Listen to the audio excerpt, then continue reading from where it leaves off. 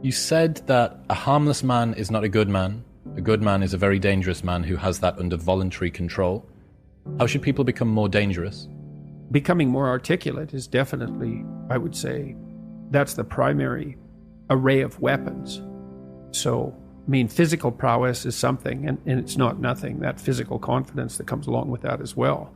But the same thing replicated at the level of the ability to communicate and to think, that's way broader field of battle and opportunity. You want to take your rightful place in the kingdom? It's like, get your tongue straight, man. Get it under control in the highest possible sense. There's nothing that makes you more formidable than verbal competence, than being able to articulate, be able to think, to marshal your arguments, right? It's a battlefield metaphor. Get everything in order, all your information straight, to marshal your forces. Is it possible to have too much responsibility, to take too much responsibility for yourself? You can, for sure. Yeah, definitely. Dostoevsky said that every man was responsible for everything he did and for everything that everyone else does, which is kind of an insane statement, but also somewhat, it's true in a certain sense. You do have an indefinite responsibility, and you do have an indefinite capacity to bear that responsibility, but that doesn't mean it can't be crushing. And then I would say the antidote to that is that you're not in this alone. As your responsibilities mount and your opportunities increase, you have to delegate more and more. It's important that you do everything you can, but there's enough for everyone to do.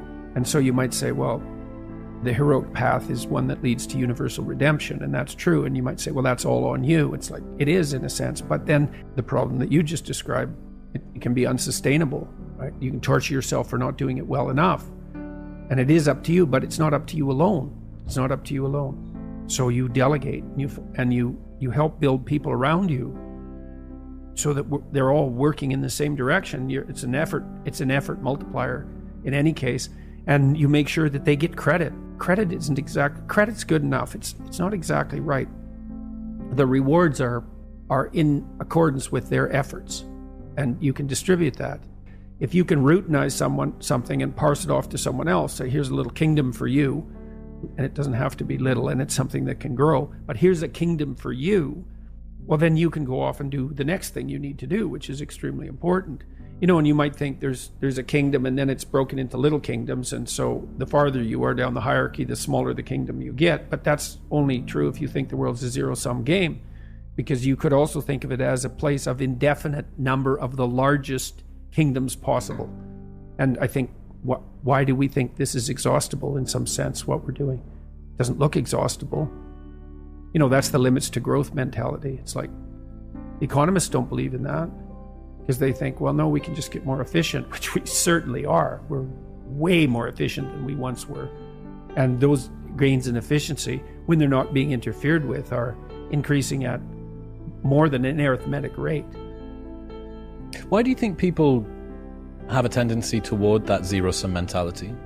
Yeah, well, I mean, there are elements of life that have a zero-sum element. I mean, if you're competing with another man, for example, to marry a particular woman, that's a zero-sum game if you only think of the game as including you two and that woman. So you can set up circumstances that are zero-sum. But to take that metaphor of zero-sum game, where there has to be winners and losers because there's a finite number of resources, is to assume that the rules of that game are the rules that govern the set of all games. And that's just not true. Games are infinitely multipliable. I mean, you can invent a new game. People do that all the time. The man who invented Catan, which is a game I really like to play, it's a very popular board game.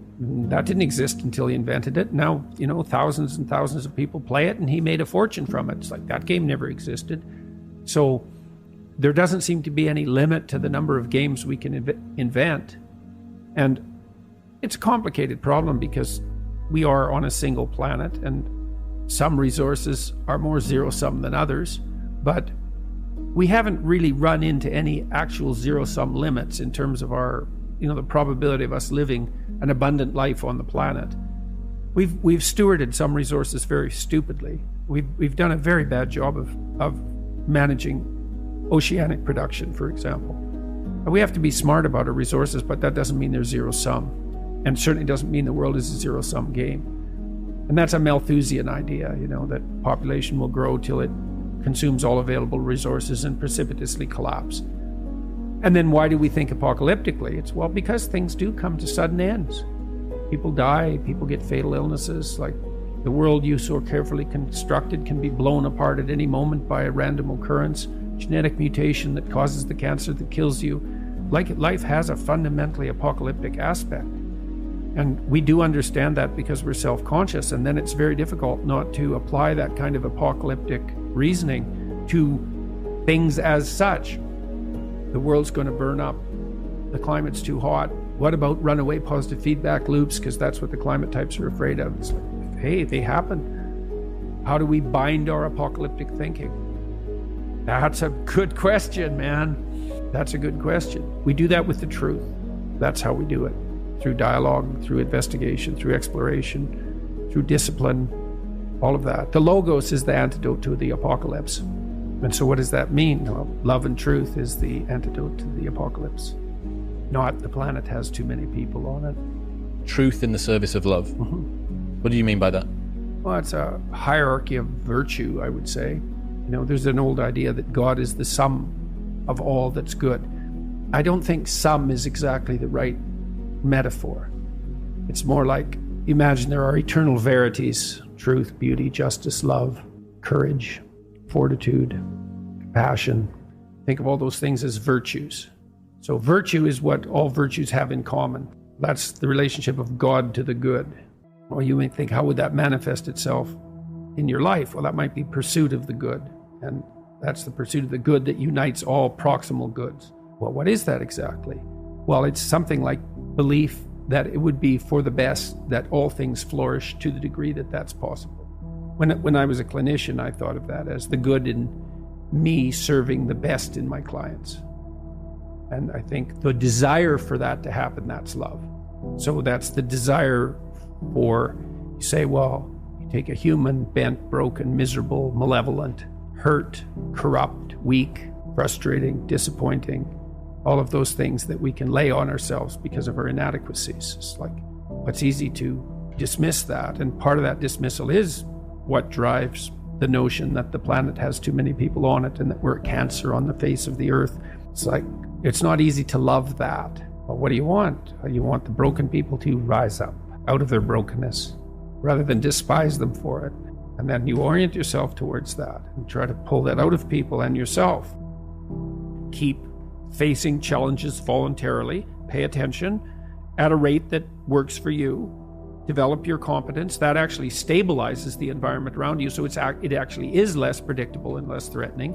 Plus, you accrue that evidence, and you get the social support for doing so. That's your best pathway forward.